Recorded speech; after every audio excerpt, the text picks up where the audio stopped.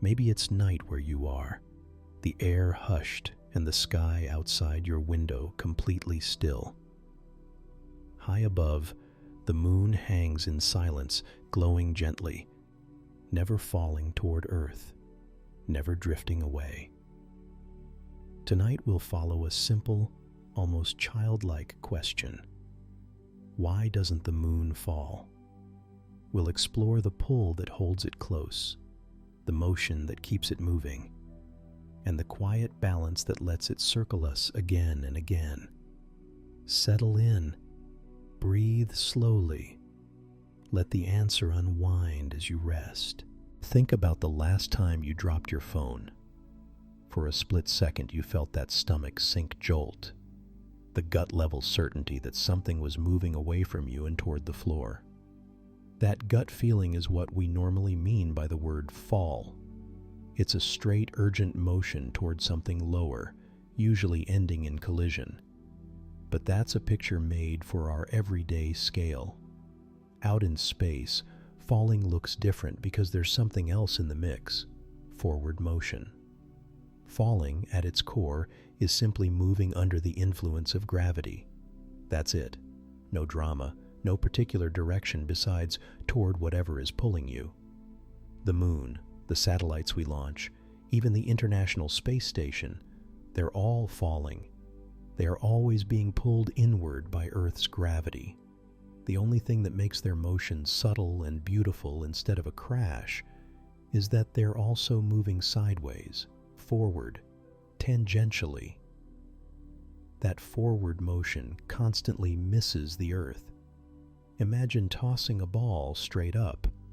Gravity drags it back down, right?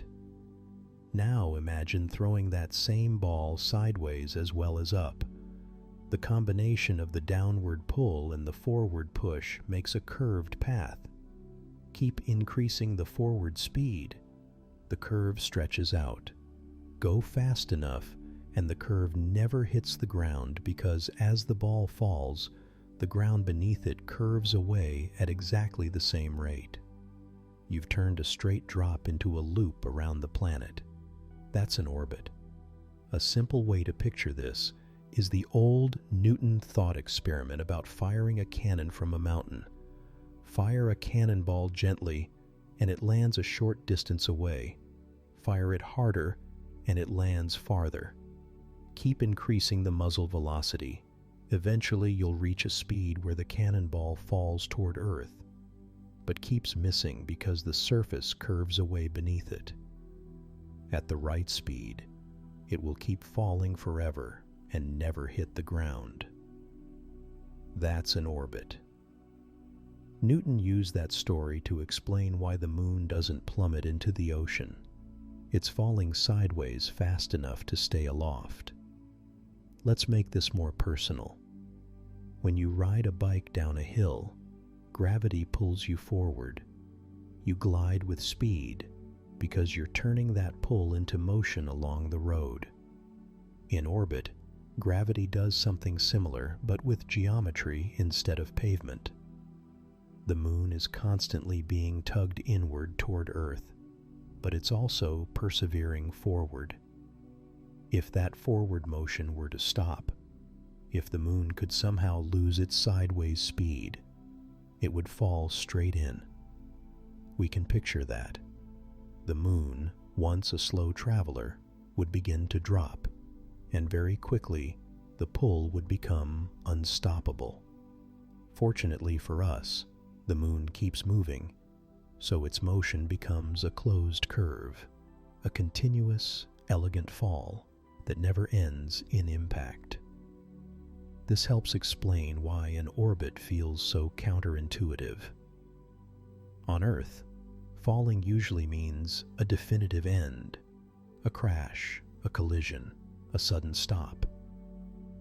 In space, falling is more like being caught in a continuous negotiation between two tendencies: the inward tug of gravity and the inertia of forward motion. The inward tug asks, "Come closer," while the forward motion replies, "Not yet." The resulting compromise is an orbit, a dance in which neither side wins completely. You can see this principle at work even closer to home.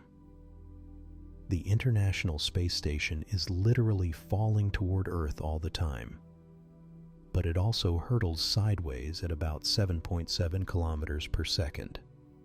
That sideways speed is what prevents it from hitting us. From inside the station, astronauts feel weightless because both they and the station are accelerating the same way toward Earth. It's not that gravity has turned off up there, it's that everything around them is falling at the same rate. That shared fall creates the sensation we call microgravity. The moon's fall is slower in a human sense, but just as real. Its forward speed is balanced with Earth's pull so that the path curves around us. Think of it like running around a circular track that constantly drops away. If you keep running fast enough, you never meet the drop.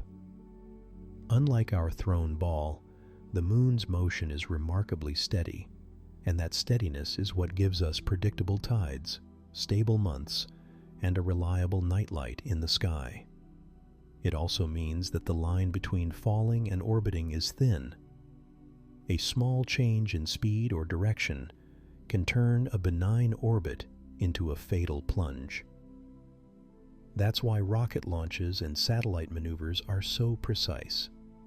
To put something into orbit, you don't just need to escape the atmosphere. You need to give it the sideways velocity, so that as it falls, the planet curves away beneath it at the same rate. To bring it down, you nudge it so that the balance tips and the inward pull wins. So when you look up at the moon and picture it serenely hanging there, remember it's not hanging at all. It's falling, eternally and gracefully, and its fall is what keeps it circling, lighting our nights and pacing our calendars. The same physics govern the tiny stone you drop and the massive orb in the sky.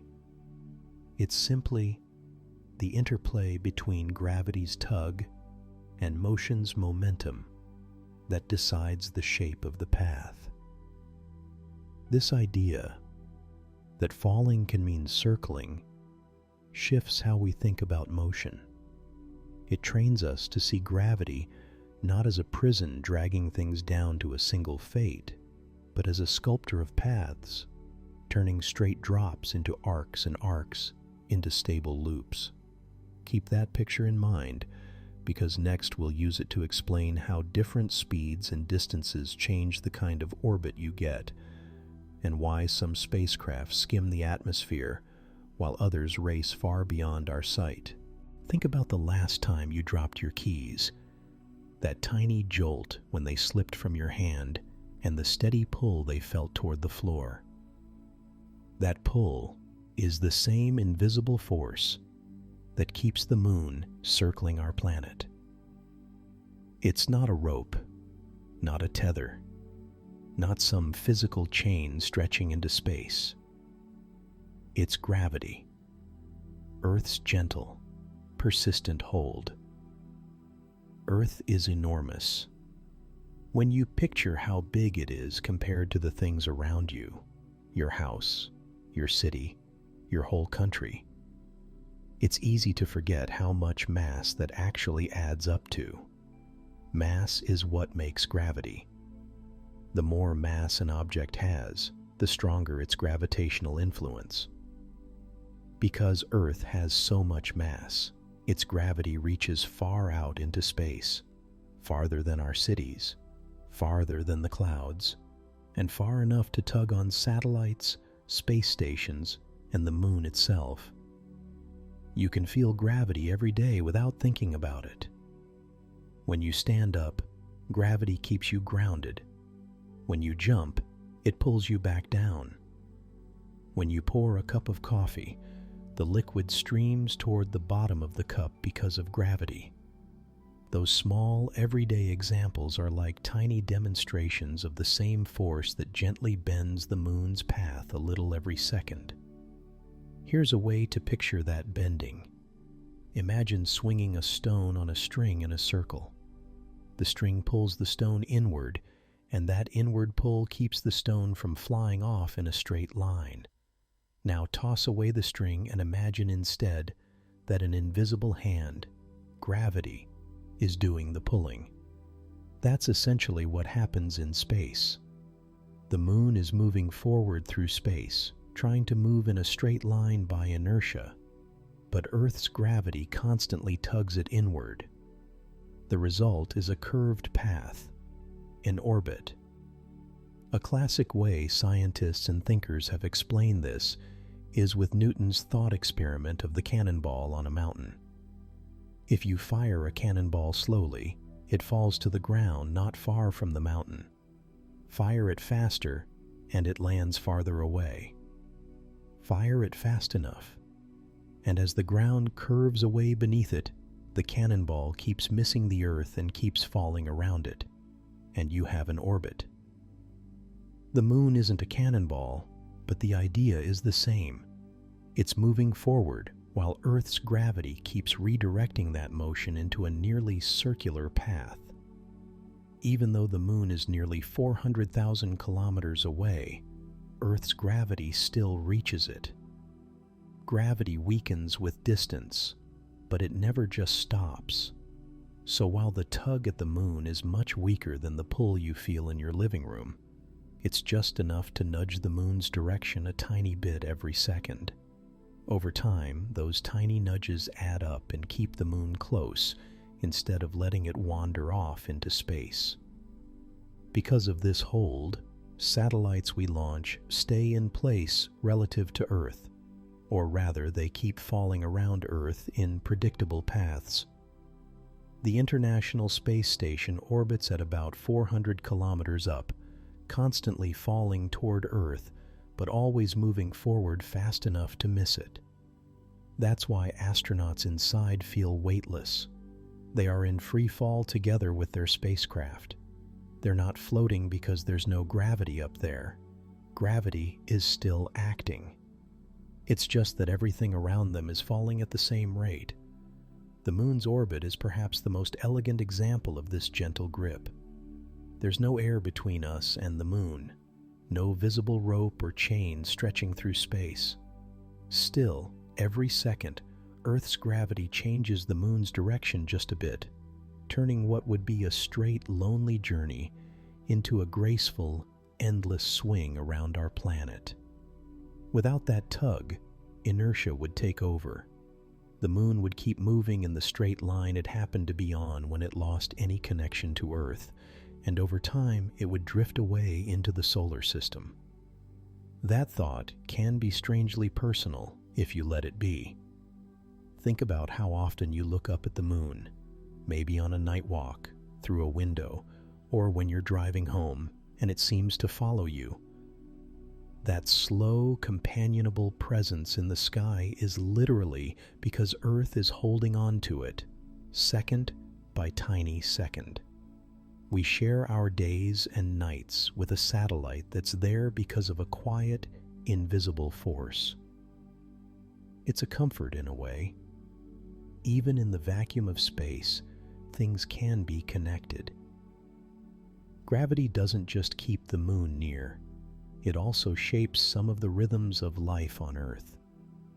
The same gravitational dance pulls at Earth's oceans, creating tides that shape coastlines and influence marine life. When you walk along a beach and watch the water creep in and out, you're witnessing the large-scale effects of the same force that keeps the moon orbiting. And because gravity is universal, it creates relationships everywhere. Planets orbit stars, stars orbit galactic centers, and galaxies can be bound together in clusters, all because of the pull from mass. But Earth's relationship with the moon is special because it's intimate and immediate for us. That orb in the sky affects evening light, calendars, and, if you've ever stayed up late for a lunar eclipse or a supermoon, your plans for a romantic evening. It's also worth remembering that this gentle hold isn't static. The moon's path shifts a bit over time due to tidal interactions and other gravitational influences, so the system evolves. The moon is slowly moving away from us at a rate of a few centimeters a year, and Earth's rotation is gradually slowing as a result. It's a reminder that gravity is powerful, but the consequences of its pull can play out on timescales much longer than a human lifespan. So the next time you toss your keys or watch the moon glide across the sky, pause for a moment and think about that invisible connection. Earth's mass reaches out into space and, like a careful hand, continually nudges the moon's path, keeping it as our constant celestial neighbor. That simple, steady pull links us to something vast and distant, and it's an everyday miracle we walk under without always noticing. Picture the moon not as a quiet coin glued to the sky, but as a runner on a circular track. Only this runner is sprinting at nearly 1 kilometer every single second. That number is worth pausing on. The moon is moving around Earth at about 1.02 kilometers per second. In everyday terms, that's almost 3,700 kilometers per hour, or roughly 2,300 miles per hour, about 3 times the speed of sound. When you look up and think steady moon, remember there's a very fast, very precise motion happening up there. The reason the moon doesn't fly off into space or drop straight down is a neat little tug of war between 2 ideas you already know. First, inertia. That's the thing Newton put into words with his first law. An object in motion wants to keep moving in a straight line unless something forces it to change. If you slide a puck on a perfectly frictionless ice rink, it keeps going straight forever. The moon has that same urge. If nothing else were in play, it would shoot off in a straight line into the dark. Then there's gravity. Earth's gravity is constantly pulling the moon toward the center of the planet. But gravity doesn't yank the moon straight down in the sense of a crash. Instead, it continuously bends the moon's straight line path inward. Picture throwing a ball sideways off a cliff. The ball wants to go straight, but as it falls, it also moves forward, so its path curves. Now imagine throwing that ball fast enough and from high enough that as it falls, the Earth curves away beneath it at the same rate. Instead of hitting the ground, the ball keeps missing, falling around the planet. That's an orbit. You can see this balance with a simple demonstration at home. Take a small weight on a string and swing it in a circle. The weight wants to fly off tangentially. Your hand provides the inward pull that keeps it curving. Release the string and the weight shoots away in a straight line. Swap the string for gravity and the weight for the moon, and you've got the same choreography, forward motion balanced by an inward pull. What makes the moon's motion special is how perfectly those 2 influences match. At about 1.0 km and its current distance from Earth, the moon is in a just right state. If its forward speed were a little lower, inertia wouldn't resist gravity enough. The inward pull would win, and the moon would spiral inward, gradually falling closer to Earth. If it were a bit faster, inertia would dominate, and the moon would climb into a higher orbit, or, if you really cranked up the speed, escape Earth's pull entirely. This sensitivity is why astronauts and mission planners fuss so much over tiny velocity changes. A few meters per second can mean the difference between a safe lunar orbit, a slow descent, or a trajectory that sends you off into interplanetary space. It's also why satellites use small, precise engine burns to raise or lower their orbits. Orbital mechanics isn't about brute force. It's about small nudges to change the balance. One of my favorite ways to make this feel personal is to imagine what would happen if the moon's speed changed while you were watching. Say the moon suddenly slowed a hair. You wouldn't see it drop like a rock, because orbits change gradually. But over time, its path would spiral inward.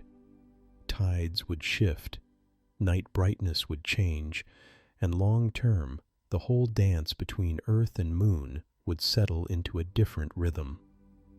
Conversely, if it were somehow pushed a bit faster, it would move outward, and nights would grow dimmer as the moon sat farther away. That perfect balance also explains why the moon seems to hang in roughly the same region of sky night after night, even though it's moving quickly. From our perspective on Earth, the moon's forward glide matches the way it curves around us, creating the gentle march along the zodiac that we're used to seeing. The motion is constant, obedient to fundamental laws, and quietly breathtaking when you think about the speeds and distances involved. There's one more human touch to this. The moon's motion is not immutable. Tidal interactions between Earth and the moon slowly transfer angular momentum, causing the moon to drift away by a few centimeters each year. It's so slow, you'll never notice across a lifetime, but over eons, the balance changes. The moon's current speed and distance are snapshots in a long cosmic story. So next time you look up, imagine that steady glide, an enormous body racing through space, always wanting to go straight, forever being nudged inward by Earth's pull, and together they trace out that elegant orbit. Having seen how motion and gravity stitch the moon's path, we can now look at how that orbit brings about the phases and the familiar monthly rhythm we notice from our own backyard. Picture this. You're standing on a cliff with a friend, and you toss a baseball. The ball arcs, drops, and lands some distance away. Now imagine you tossed it faster and faster. Eventually, if you could throw it fast enough, something surprising would happen. Instead of landing, the ball would keep falling. But it would never hit the ground. It would curve around the planet with you, forever falling sideways. That little thought experiment is the heart of why the moon orbits Earth and why satellites stay up. Gravity is constantly tugging the moon toward Earth, pulling it into a fall. But the moon is also moving sideways, fast enough that as it falls, the surface of the Earth curves away beneath it at the exact rate it drops, so it perpetually misses. It's not that the moon is sitting still and Earth spins under it. It's falling around Earth. If you like mental images, think of walking straight ahead on a perfectly round globe. If you take a single step forward and never change direction, you'll end up walking in a straight line through space. But because the surface of the globe curves away, from the perspective of someone standing on the globe, it looks like you're following the curve. The moon is doing the same thing, only it's falling instead of walking. Isaac Newton put this idea into a neat story. He imagined a really, really powerful cannon on a very tall mountain. Fire a cannonball slowly, and it will arc and hit the ground nearby. Fire it a little faster, and it'll go farther. Fire it so fast that by the time it falls, the Earth's surface has curved away under it, and the cannonball will orbit. Always falling, always missing. That thought experiment is a clean way to picture orbital motion. Continuous, free fall with enough sideways velocity to keep missing the ground. It helps to make it personal. Have you ever been on a fast car and felt pushed back into your seat as you take a sharp turn? That sensation is your body trying to keep moving straight while the car forces you to change direction. In orbit, there's no seatbelt. Nothing is resisting that want to move straight. So gravity supplies the centripetal force that keeps the moon moving in a curved path. The moon doesn't feel like it's being pulled into Earth the way a dropped apple does. It's simply falling, but sideways fast enough so Earth curves away at the same rate. You can also relate this to a simpler home experiment. Stand at the edge of a table and roll a marble off slowly. It will drop and hit the ground near the table. Roll it faster. It will land farther away. If you could roll it fast enough and somehow make the floor curve away beneath it as it rolled, like if the room were wrapped around a giant sphere, the marble would never reach the floor. That's the crucial conceptual leap. Orbital motion is ordinary falling motion, played out on a curved world and with a sideways speed tuned just right. Let's anchor that with a few numbers so it feels less mysterious. The moon is roughly 384,000 kilometers from Earth's center and orbits with a sideways speed of about 1 kilometer per second. That's fast compared to what we can easily imagine, about 3,600 kilometers per hour, but slow compared to the speeds of low-orbit satellites. The International Space Station, much closer to Earth, needs to zip around at nearly 8 kilometers per second to avoid falling straight down. The faster you're going sideways, the stronger the inward pull, gravity, you need to bend your path into a circle at that altitude. That balance, sideways velocity versus gravitational pull, is what sets an orbit's size and shape. When astronauts describe the feeling of orbiting, they often say it's continuous freefall. That phrase can sound contradictory until you remember what fall means here, accelerating toward Earth under gravity. If you were floating in the moon's shadow and let go of a pen, that pen would hover at the same rate the moon does relative to you. Both are falling together. That shared fall eliminates the feeling of weight between orbiting objects and their passengers. You don't feel drawn into the planet the way you feel pulled when standing on the ground because you, the moon, or a spacecraft, and any loose objects all accelerate together. This idea also explains how engineers put satellites into orbit. Rockets don't just thrust straight up to dodge the atmosphere. They aim to give the spacecraft the right horizontal speed as well. After clearing most of the atmosphere, rockets tilt and accelerate sideways. That's the gravity turn. If they give a satellite just the right sideways speed at the target altitude, gravity will take over and the satellite will fall around Earth in a stable orbit. If the sideways speed is too low, the satellite will dip and re-enter. Too high, and it could climb into a higher orbit or even escape Earth's grip entirely. It's comforting in a way to think of orbits as an everyday motion. We don't need exotic forces or magic. It's gravity, the same pull that makes an apple fall, combined with motion.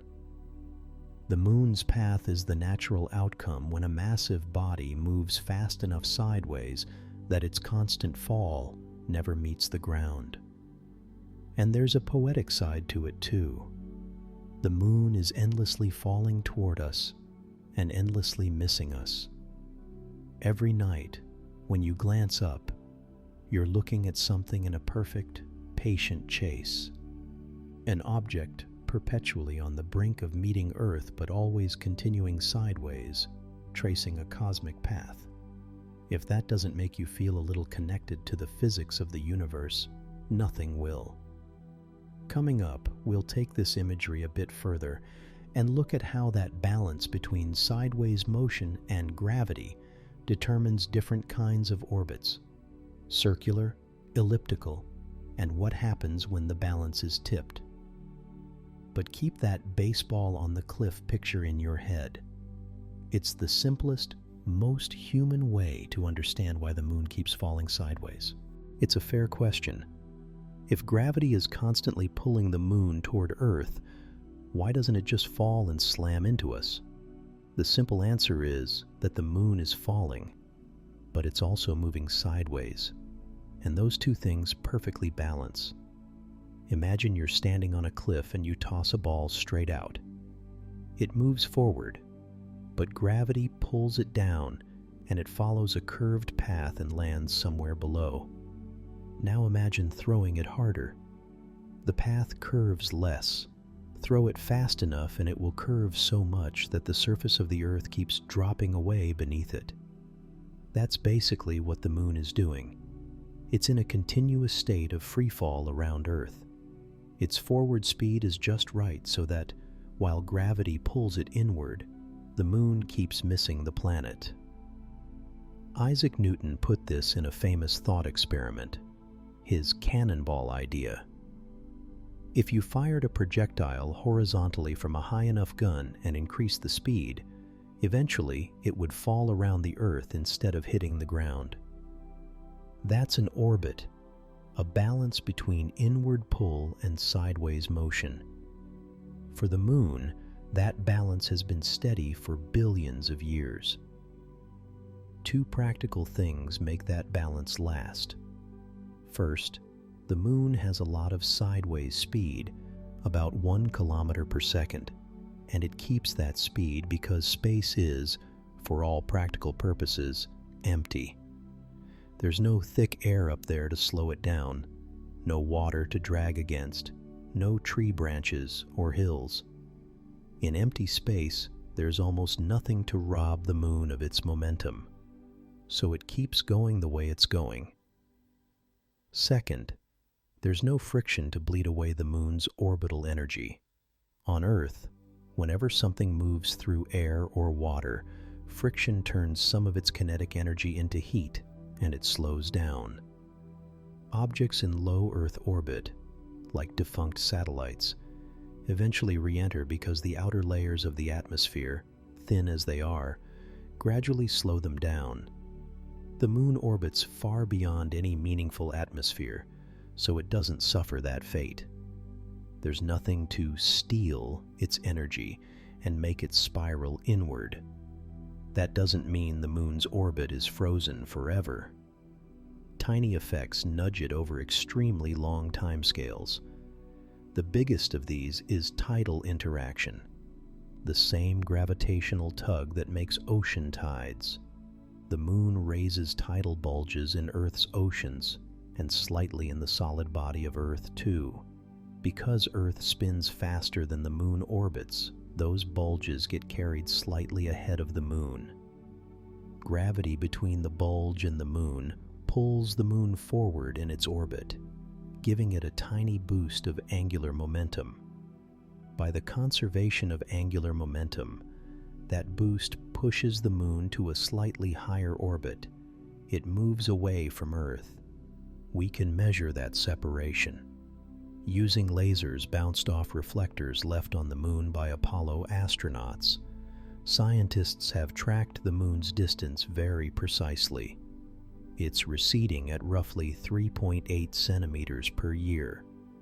That sounds like almost nothing, and it is on human timescales, but over millions of years, it adds up.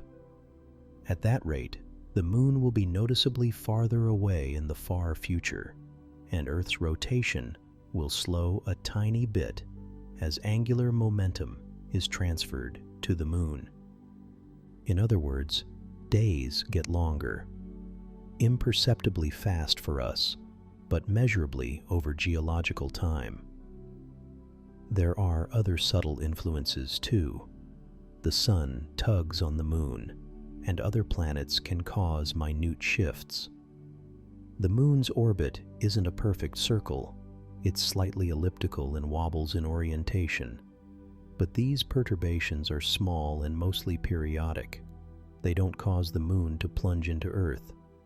The system is governed by conservation laws, energy and angular momentum, and those laws make orbital collisions unlikely without a big external shove. Another important consequence of tidal forces is how the moon ended up showing us one face. The moon is tidally locked to Earth, meaning it rotates on its axis at the same rate it orbits, so we always see the same hemisphere. That locking is a sign that tides can reshape orbits and rotations, but it happens because of energy dissipation over long stretches of time early in the moon's history. Once that state was reached, it became another stable characteristic of the Earth-Moon dance. So when you look up and see the moon gliding across the sky, picture it as a partner in a long, steady dance. Gravity is the hand pulling inward. The moon's sideways motion is the footwork that keeps it from collapsing into a heap. Space being nearly empty means the song rarely changes tempo. Only the tiniest of nudges alter the choreography, and they work so slowly that the pattern will stay familiar for millions, even billions, of years. That's both comforting and a little awe-inspiring. The moon isn't falling because it's moving exactly the way it needs to, and because the universe gives it room to keep on moving. So if the moon is racing sideways around Earth, why doesn't it just shoot off into space? The short, honest answer is, it isn't going fast enough. But that simple sentence hides a beautiful bit of physics that you can picture and even feel if you've ever tried to swing a bucket of water without spilling it. Think about throwing a ball. Toss it gently and it falls to the ground a short distance away. Throw it harder and it goes farther. Keep increasing the speed and there comes a point where, instead of curving down to the ground, the ball would fall around the Earth, forever circling. That threshold speed is called escape velocity, the speed you'd need so that Earth's gravity can no longer bend your path back toward the planet. The moon sits firmly on the not fast enough side of that line. It moves sideways at about 1.02 kilometers per second. Impressive, until you compare it to the escape speed at the moon's distance from Earth, which is roughly 1.44 kilometers per second. So the moon is fast, but not fast enough to break free. Gravity is still winning just enough to keep the moon in a smooth, steady orbit. If you prefer a mental picture, imagine Earth as the bottom of a giant bowl and the moon as a marble rolling around the rim. The marble keeps moving forward, but the bowl's curve constantly redirects it inward. The moon is always falling toward Earth, but its forward motion keeps missing Earth's surface. It falls around the planet instead of into it. That's why astronauts and satellites feel that same weightless sensation. They're in continuous free fall, following a curved path created by gravity. There are two equally useful ways to think about why the moon stays bound to Earth: forces and energy. Forces. Centripetal balance. Gravity pulls the moon inward. If the moon were standing still in space, it would fall straight toward Earth. But its sideways motion creates a need for a centripetal force to bend that motion into a circle. Gravity supplies exactly that force. The result is a stable balance. The moon's speed produces the right amount of outward inertia to match Earth's inward pull, and the orbit continues. Energy. Can't climb out of the gravity well. To escape, the moon would need enough kinetic energy to climb out of Earth's gravitational potential. To go up and out of the well, Earth sits in. Right now, the moon's energy isn't high enough. To escape, it would need to pick up a lot more speed. In practical terms, you'd need a big push, the kind rockets give spacecraft when we want them to leave Earth's pull. That's what the Apollo spacecraft did. They fired their engines to raise their energy enough to escape and travel to the moon. The moon, without that extra shove, just keeps orbiting. One of the clearest mental images for this is Newton's cannonball thought experiment. Imagine firing a cannon from a very high mountain. A small powder charge sends the cannonball a short distance. Gravity brings it down close to the mountain. More powder sends it further. At very high speed, the cannonball would fall around the planet in a stable circle. That's orbit. With even more speed still, it would escape Earth entirely.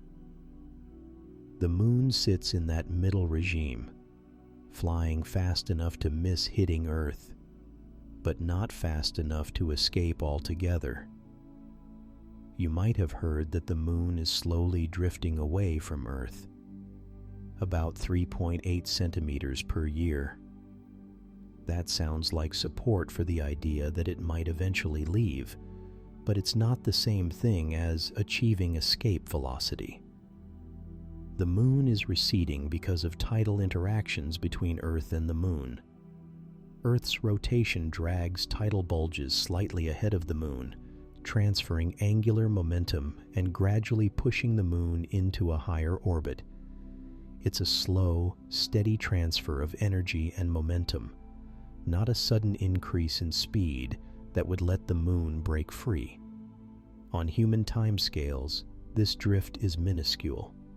Even billions of years from now, the Moon will still be bound to Earth unless other big events intervene. A helpful comparison to bring it home: Earth's escape speed at the surface is about 11.2 km/s, which is why rockets work so hard and use so much fuel just to leave low Earth orbit.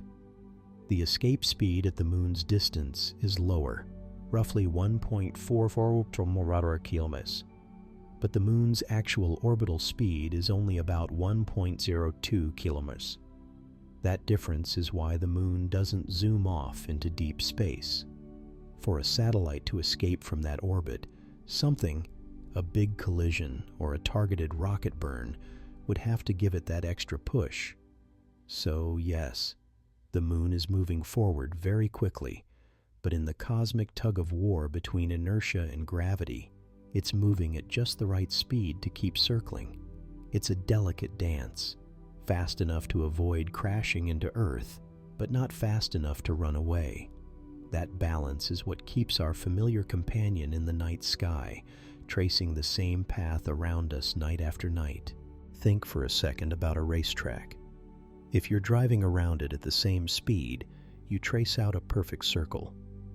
But most racetracks aren't perfect circles. They have straightaways and bends. The Moon's path around Earth isn't a perfect circle either. It's an ellipse, a slightly stretched out loop, one focus of which is near the center of the Earth. That small elongation is enough to make a real difference in how the Moon behaves, and it's all perfectly natural once you see how motion and gravity interact. An ellipse sounds fancy, but the idea is simple. Imagine tying a string to a pencil and stretching the string around two thumbtacks. The pencil traces an oval. For the Moon, there's no string. Instead, the two key players are the Moon's forward motion and Earth's gravity pulling inward. At every moment they're in balance.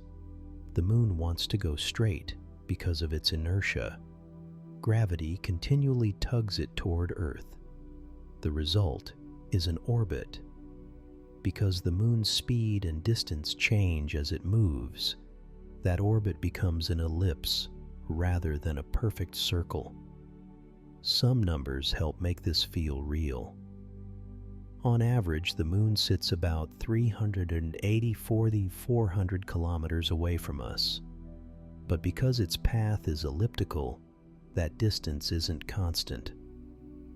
At perigee, the closest point, the Moon can be roughly 363,300 kilometers away.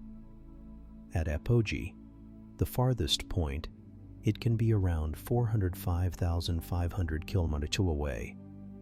The eccentricity of the orbit, a measure of how stretched the ellipse is only about 0.055, which is small but noticeable. That small change is why sometimes we get a supermoon that looks a bit larger in the sky, and sometimes we see a micromoon that looks a little smaller. You can feel the ellipse in another way. The moon's speed isn't constant. When the moon is closer to Earth at perigee, gravity is a bit stronger, and the moon speeds up. When it's farther out at apogee, it slows down. This isn't magic. It's conservation of energy and angular momentum in action. Think of swinging a bucket of water on a rope. When you pull the bucket closer to your body, it spins faster. When you let it out, it slows down. The moon trades gravitational potential energy and kinetic energy as it moves. Moving closer converts potential energy into speed. Moving away converts speed back into potential energy. Throughout that exchange, the same rule holds. Forward motion tends to fling the moon outward. Gravity tugs it inward, and the balance at each point keeps it on a repeating path. Kepler put this neatly long before we had detailed physics. Planets and moons move in ellipses with the central body at one focus. Newton later explained why, showing that an inverse square gravitational force naturally yields conic section orbits, circles, ellipses, parabolas, or hyperbolas depending on energy. For bound systems like Earth and Moon, that math gives an ellipse. So the shape isn't arbitrary. It's the inevitable outcome of Newton's laws and the moon's initial speed and direction. I remember the first time I saw a diagram that showed the moon's speed changing along its orbit. It felt surprising and then obvious, like realizing a treadmill you thought was steady actually speeds up and slows down if the belt narrows and widens underneath your feet. Those speed variations are important for things like timing lunar missions or predicting eclipses. When the moon moves faster near perigee, it spends slightly less time on that side of its orbit. Near apogee, it lingers a bit longer. But even though speed and distance vary, the path repeats each orbit because the balance of forces and motion repeats. A helpful way to relate this to everyday experience is to think of tossing a ball forward while standing on a carousel that's turning. If you throw the ball just right, it'll curve around and come back in a loop relative to the carousel. The curve depends on how fast you threw it and how the carousel is rotating. Change either, and the loop changes shape. Gravity is the carousel's invisible hand, constantly modifying the ball's straight line motion into a curved path. The moon is that ball, except the throw happened billions of years ago and the carousel is Earth's gravitational field. Elliptical orbits also explain some people's more poetic observations. Photographers chasing supermoons aren't just romanticizing. The moon can appear about 14% bigger and 30% brighter at perigee than at apogee, because the angular size and illuminated area are slightly larger when the moon is closer. That difference is subtle to the naked eye unless you're comparing side by side, but it's measurable and a direct consequence of the ellipse. It's worth noting that ellipse doesn't mean a static, unchanging oval etched in space forever.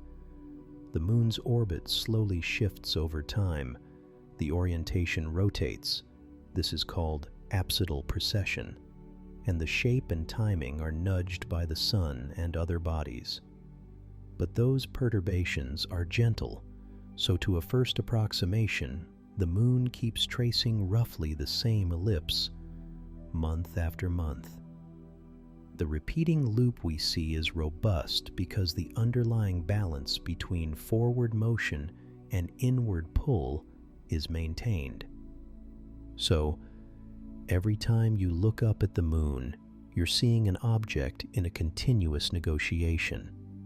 At each instant, momentum pushes it onward, Gravity bends that path inward. Together, they carve an elegant ellipse. That stretching and compressing of the orbit, and the speed changes that come with it, are why the moon isn't an unchanging, perfect circle in the sky. It's a dynamic, predictable dance, shaped by the laws of motion and gravity. And knowing that makes each full orbit feel like a little triumph of physics you can watch from your backyard. Think of the moon not as a tiny satellite circling a motionless planet, but as a dance partner. When people picture orbits, they often imagine one body fixed and the other tracing a neat circle around it. In reality, Earth and Moon are locked in a mutual embrace. They both move around a shared center of mass called the barycenter. That detail makes their motion less like one-sided chasing and more like two people spinning while holding hands, each circling a spot between them. Visual cue. Show two people holding hands and spinning, the spot they circle highlighted between them. That spot, the barycenter, is key. It's not sitting at Earth's center.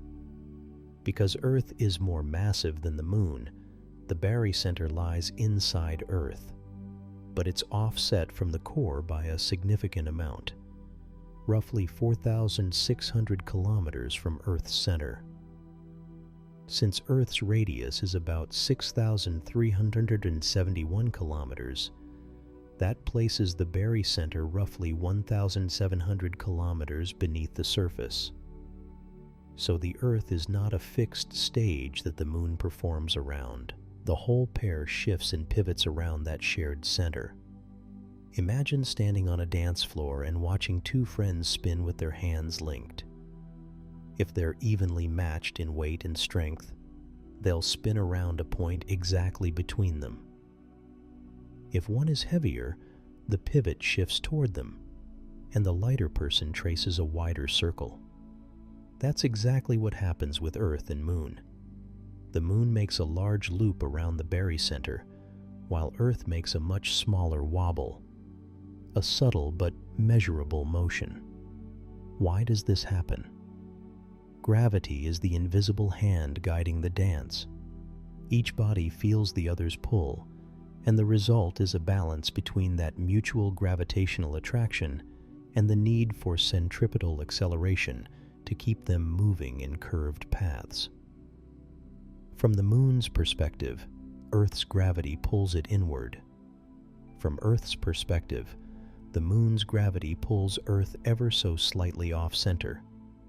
The common result is orbiting the center of gravity of the pair rather than one around a fixed point. Visual cue. Show a simplified diagram with Earth and Moon and the barycenter marked inside Earth. Arrows indicate mutual gravitational pulls and paths around the barycenter. This mutual motion has a few tangible consequences you might find surprising. First, Earth's wobble around the barycenter affects where satellites need to be guided and how precise our tracking must be. Space agencies and astronomers take the barycenter into account when calculating spacecraft trajectories, planning lunar missions, or plotting the paths of interplanetary probes. If you're directing a spacecraft to the Moon or firing lasers at reflectors left by Apollo astronauts, you can't ignore the fact that Earth itself isn't a stationary base point. Second, the barycentric dance contributes to tidal behavior. Tides are caused by the Moon's gravitational pull, creating a gradient across Earth. The side closest to the Moon is pulled more strongly than the far side. But the fact that Earth orbits the barycenter means the planet's center of mass is slightly offset relative to the water. That offset helps shape the tidal bulges and adds nuance to how tides build and move around the globe.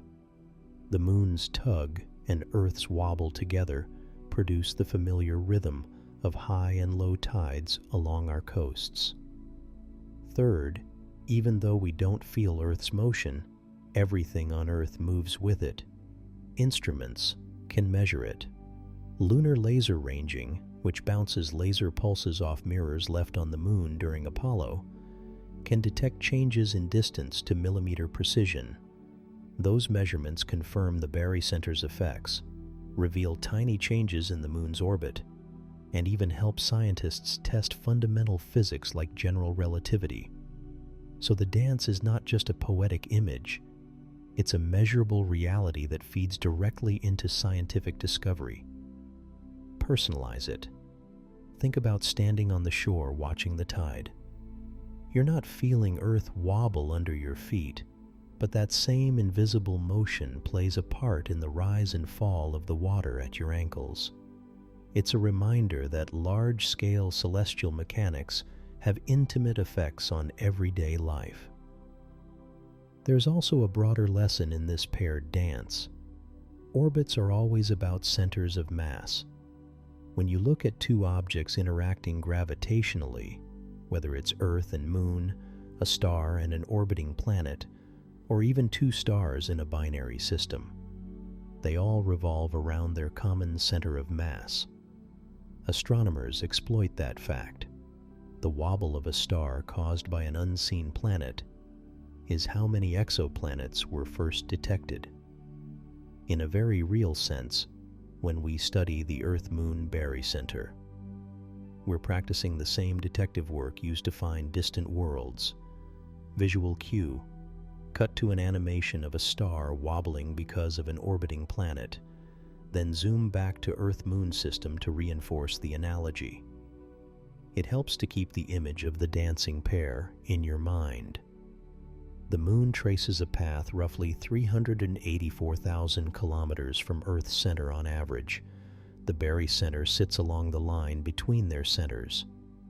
The Moon's orbit makes it appear to circle Earth, but if you tracked the motion precisely, you'd see both bodies tracing orbits about that internal pivot. Over time, the orientation of this dance shifts. The barycenter moves as the Moon's position changes, and the plane of the Moon's orbit precesses slowly, but the mutual nature of the motion remains constant. And because the masses involved are so different, the dance is asymmetrical.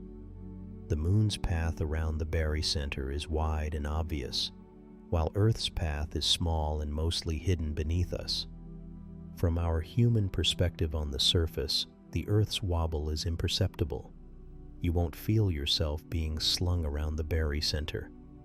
But instruments, satellites, and precise observations can and do detect it, and those detections tell a story about the dynamics of our planetary neighborhood. To bring it back to something tactile, next time you spin around holding hands with a friend, notice how you both circle a spot between you. If one of you leans a little closer to the center, the other traces a bigger arc. That simple playground motion is a miniature model of the cosmic choreography happening right now above us. The Moon and Earth keep their rhythm, tugging and circling, a celestial pas de deux that shapes tides, guides missions, and reminds us that in space, motion is always a shared affair. Think of the Earth and Moon as two partners in a slow cosmic dance. They don't slam into each other or fling apart. Instead, they tug and lean on one another, gently changing the rhythm of the dance over time. That tugging is what we call tidal forces. And even though the changes are tiny from year to year, over geological time they add up to something meaningful. You probably already know tides from the ocean, the rise and fall of water along the shore. Those bulges are the easiest place to see the Moon's pull on Earth. But tides aren't just about water sloshing back and forth. The same gravitational effect acts on solid bodies too. Earth's crust flexes a little, and the Moon's rock is stretched by our tug as well. Every day, as the Earth turns, the ocean and even the ground are flexed, like a giant, slow breath. Here's how the mechanics work in plain terms. The side of Earth closest to the moon feels a slightly stronger gravitational pull than the side facing away. That difference creates two bulges, one on the near side and one on the far side. Because Earth rotates more quickly than the moon orbits, those bulges don't sit exactly beneath the moon. They are carried a little ahead. Those offset bulges then pull forward on the moon, giving it a tiny boost of energy. Energy has to come from somewhere, so Earth's rotation slows by a tiny amount. That energy transfer nudges the moon into a higher orbit, so it moves away from us. A few centimeters every year. A few centimeters might sound negligible. Put it in human terms. It's about the length of a fingernail each year, or roughly the thickness of a coin stack over a decade. Tiny on our daily scale, but persistent. NASA and other space agencies have measured this drift directly using laser ranging. Scientists bounce laser pulses off retroreflectors left on the lunar surface by Apollo and Lunokhod missions and time the round trip. Those measurements show the moon is receding at roughly 3.8 centimeters per year. That precision really brings home how even the faintest tug of gravity has a measurable effect when you watch long enough. That same exchange also affects our day.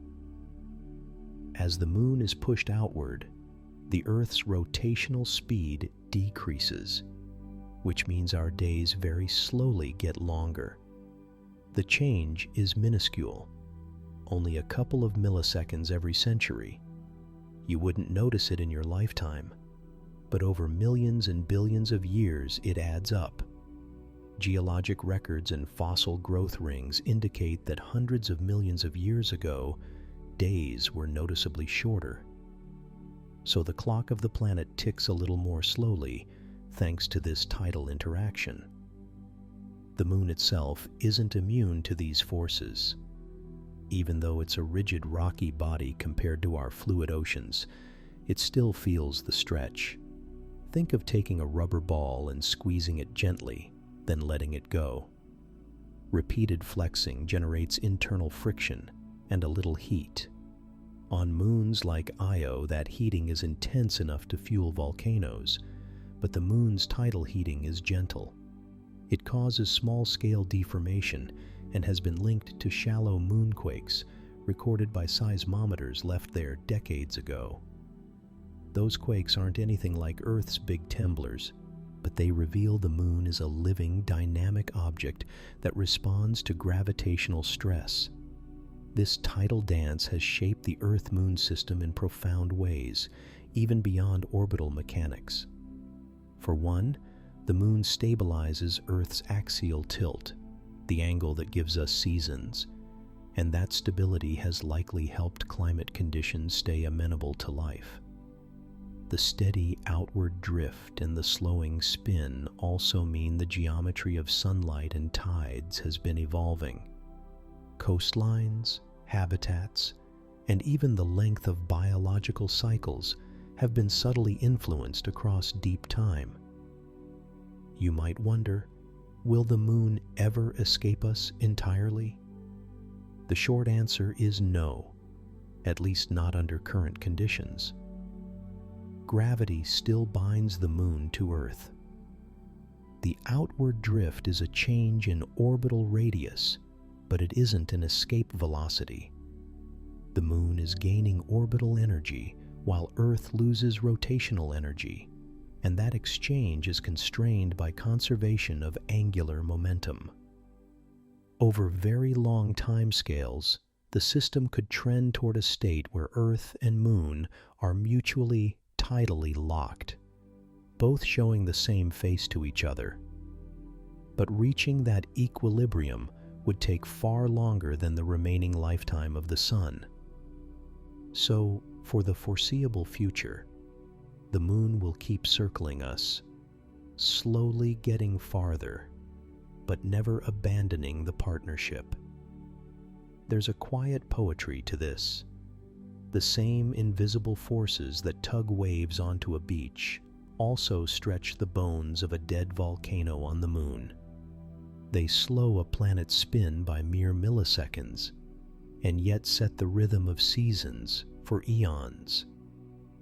For us, standing under the moonlight tonight, it's comforting and humbling to know we're part of a system that's constantly reshaping itself, gradually, almost imperceptibly, through the patient work of gravity.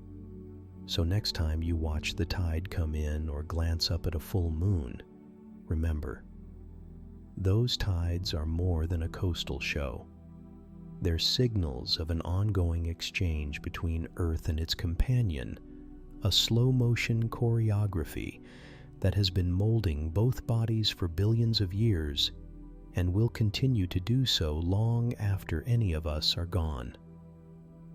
The moon drifts outward a little each year, but gravity keeps it in the dance, a delicate balance of motion and pull that has quietly written our planet's history. Picture this. For one impossible, heart-stopping instant, gravity just stops. Not forever, just a blink. No invisible tether pulling the moon toward us. What happens next is both simple and strange, and it tells you, in a way you can feel, why gravity is the quiet choreographer of the sky.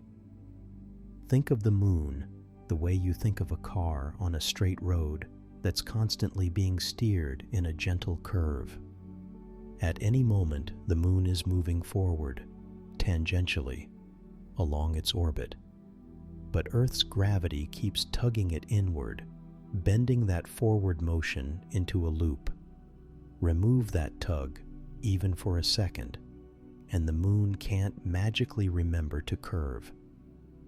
It doesn't pause. It doesn't hesitate. It simply keeps going in the direction it was already moving. No more orbit, no more dance steps. Just a drifting world sliding away in a straight line through space. This is easier to see with something you've done 100 times. Throw a ball. If you throw it straight across a field, after you let go, it travels in the direction you aimed, then arcs down because gravity pulls it toward the ground. Now imagine that just as the ball leaves your hand, gravity vanishes. The ball wouldn't arc. It would keep moving straight, forever, or at least until something else stopped it. The moon is the same, only grander and slower in human terms. Its speed around Earth is about 1 kilometer a second. That's not dramatic on the scale of a car, but in space, that steady push combined with Earth's pull is everything. Take the pull away, and that kilometer-a-second vector carries the moon away in a straight tangent from its previous orbit. Try to picture it personally. You're outside on a clear night, and the moon is low on the horizon. You've looked up at it 1,000 times and felt comforted by its steady return. If gravity vanished for a blink, not only would it no longer curve back toward us, it would be slipping away along a new, open track. From Earth, the moon wouldn't suddenly shoot off like a firework. The change would be subtle at first. A tiny shift of orbit could, depending on how long gravity was gone, set it on a path that never brought it back. Even a small push at the right time can turn a looping orbit into an escape route. That momentary disappearance is important to imagine because it highlights how fragile orbital motion is. Orbits aren't built on momentum alone. They're a continuous compromise between going straight and being pulled in. It's like walking a tightrope. Momentum wants you to stumble forward, gravity, or in that analogy, the rope's support, keeps you tracing a steady line. Remove the support for a beat and you fall off. For the moon, instead of falling toward Earth, you get the opposite, falling away into the void of straight-line motion. You might think, okay, so the moon drifts away. Big deal. But that drift would change more than our night sky. The moon tugs at Earth in tiny but measurable ways. The tides are the most obvious. If the moon started sliding outward, tides would weaken, and the familiar rhythm of high and low would slip out of sync. Night would feel different, less of that soft lunar glow, and the seasons and climate could change slowly over centuries because of the moon's role in stabilizing Earth's tilt. All of that begins with the simple fact that the moon's path only looks like a circle because gravity keeps curving it inward. There's also a human, immediate reaction to imagine, a feeling of losing something you take for granted. The moon is a midnight companion.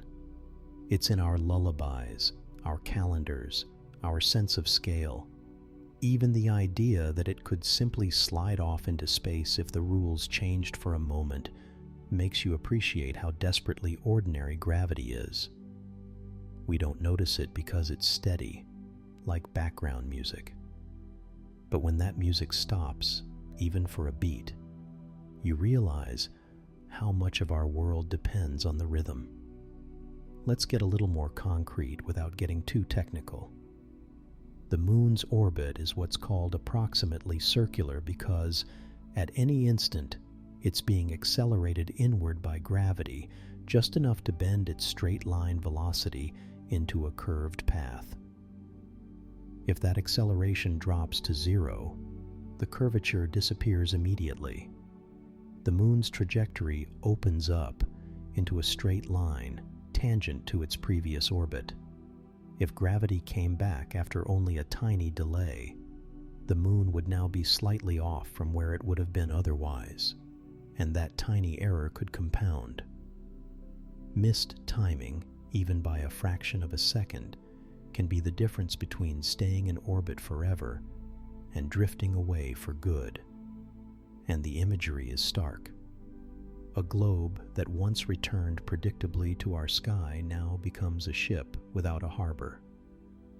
It's not slingshotting dramatically in a single cinematic moment. Space travel doesn't work like fireworks. Instead, you'd be watching a familiar light slowly shift, its path subtly altered night after night, until it's unfamiliar or gone. That slowness is deceptive. The initial cause, a momentary absence of force, is instantaneous. It's the universe's way of showing us that stability requires constant work. Gravity never punches a clock. It pulls and pulls and pulls again. So when you look up at the moon next time, remember this: its calm, nightly arc isn't the result of laziness or inertia alone. It's a continuous conversation between two bodies, Earth pulling, moon trying to go straight. And that tug of war is what keeps the moon a neighbor instead of a traveler. If that conversation stopped for even the briefest silence, the moon's path would open like a door, and patiently, inexorably, it would walk through. That image of a familiar world sliding away on a straight line because the force that kept it close disappeared for a blink is a simple, human way to grasp just how essential gravity is to keeping the moon near us. Flip the scenario in your head for a second. The moon isn't slowly drifting outward or along its path. It simply loses its forward motion.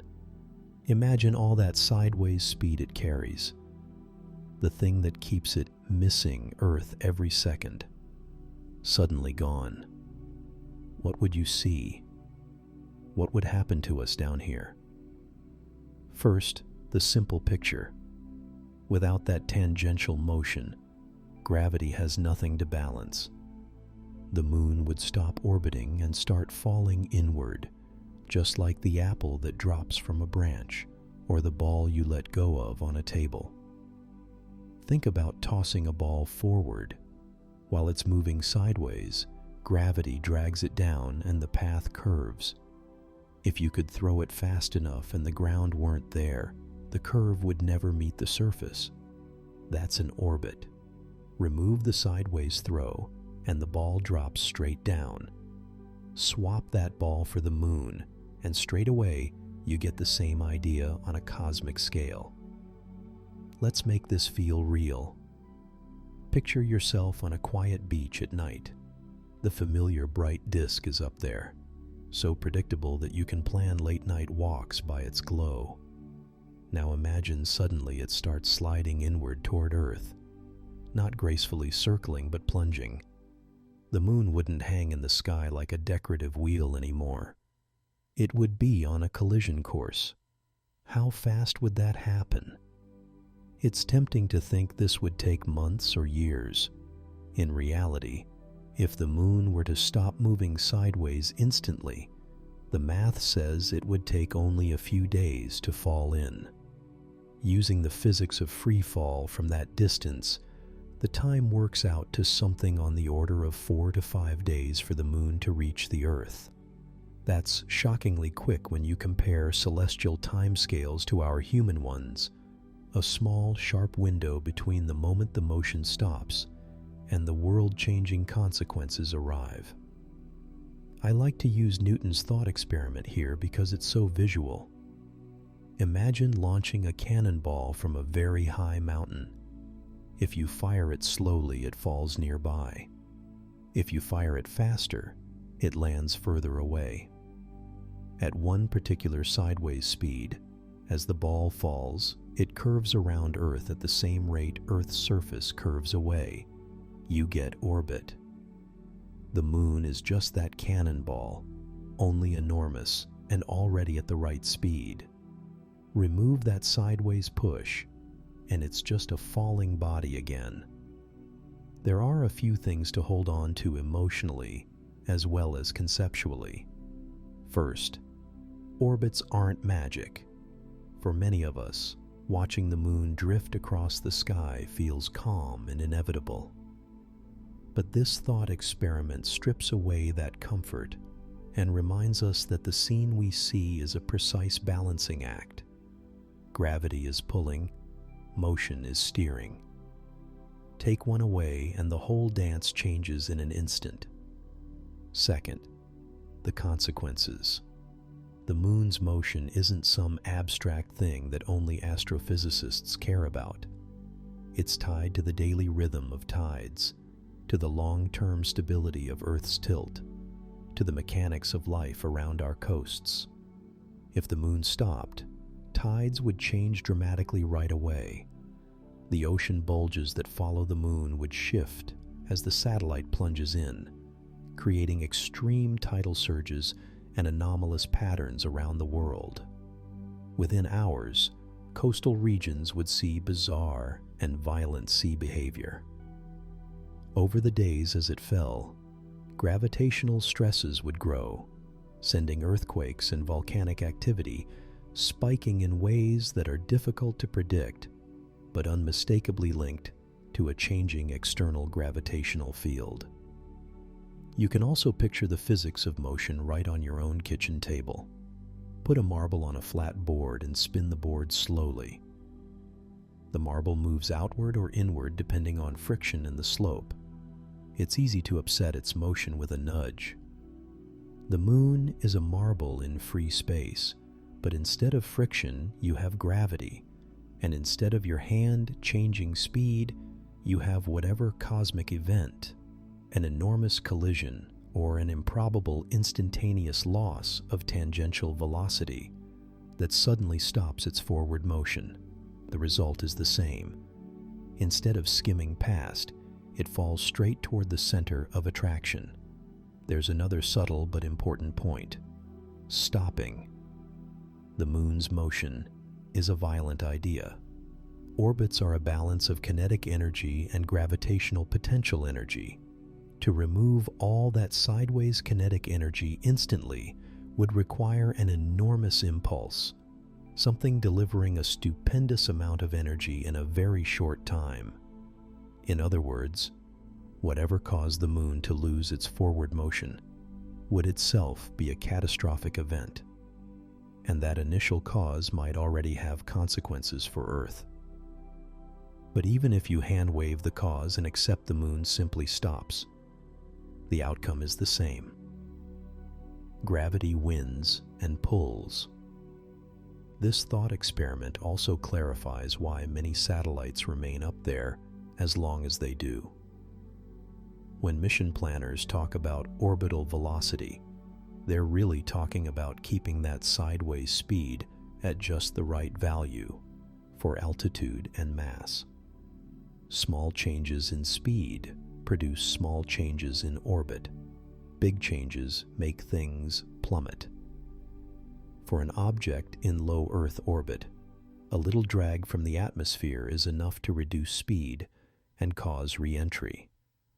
For the moon, it's the same physics, only the scales are so vast and the timing so stretched that it feels completely different, until you imagine it stopped.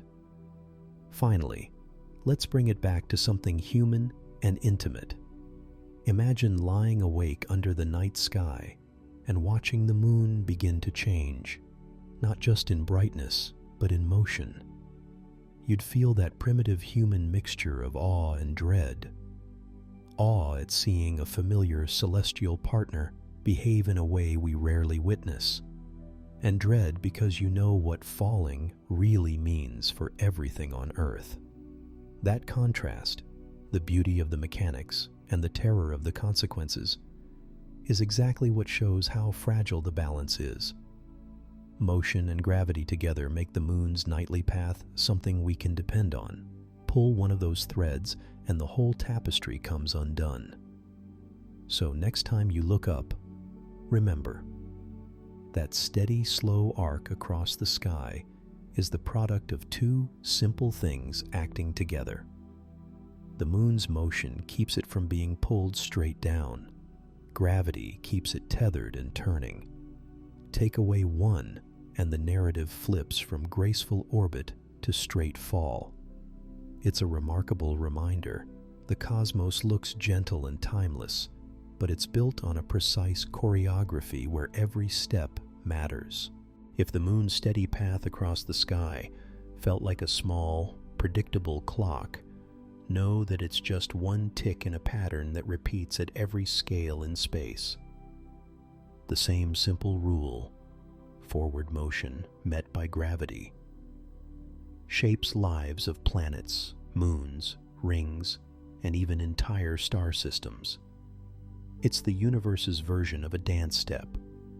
Push forward, get pulled in, keep moving, and the result is an endless curve.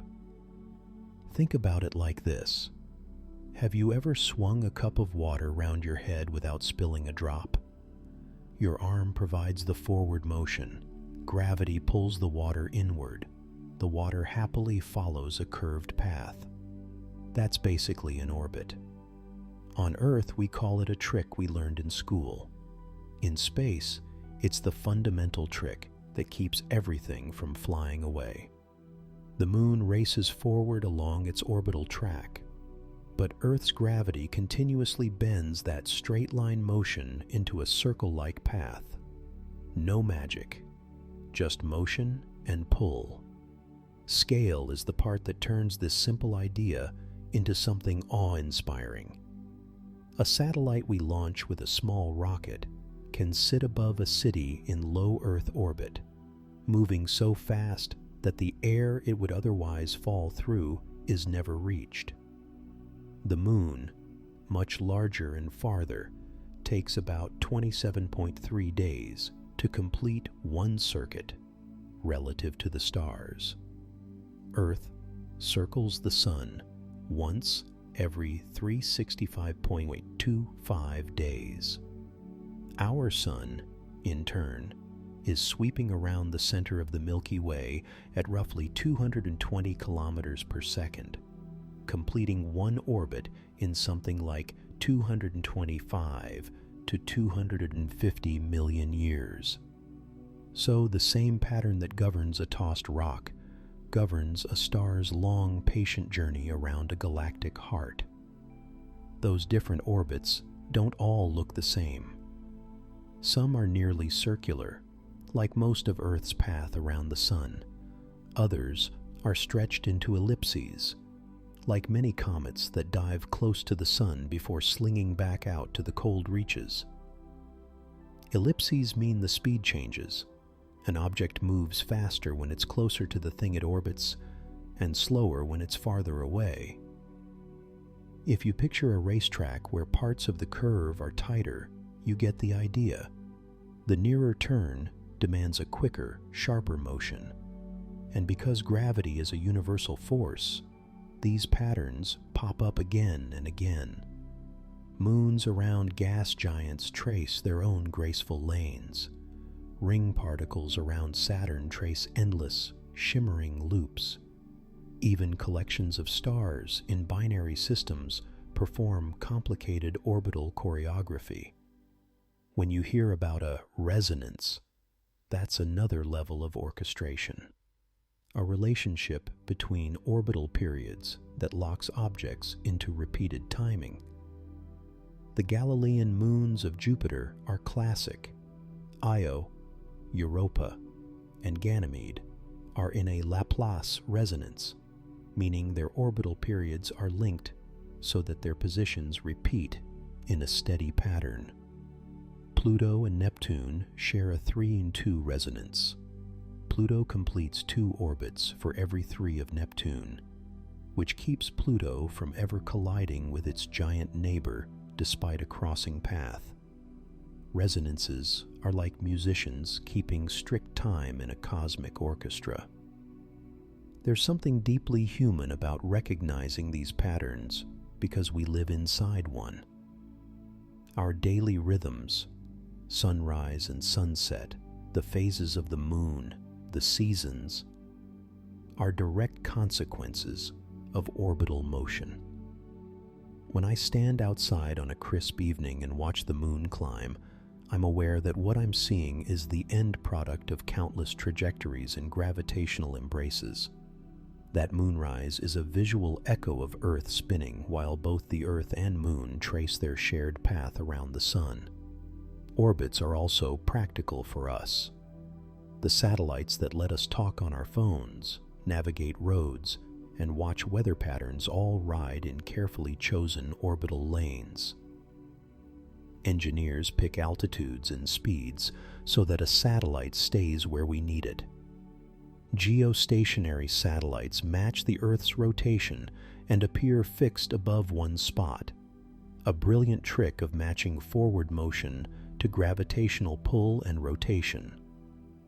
Low Earth orbit satellites, like the International Space Station, zip overhead in about 90 minutes, giving astronauts a fast-moving sunrise and sunset every hour or so. These human-made paths use the same physics that guide Jupiter and its moons. We're just writing our own little orbits into the universal pattern. But nothing is perfectly still in space. Orbits can be nudged, perturbed, or even shattered by collisions and gravitational tugs from neighbors. Asteroids migrating through the solar system can be shepherded by Jupiter's gravity, trapping some in stable gaps or flinging others inward.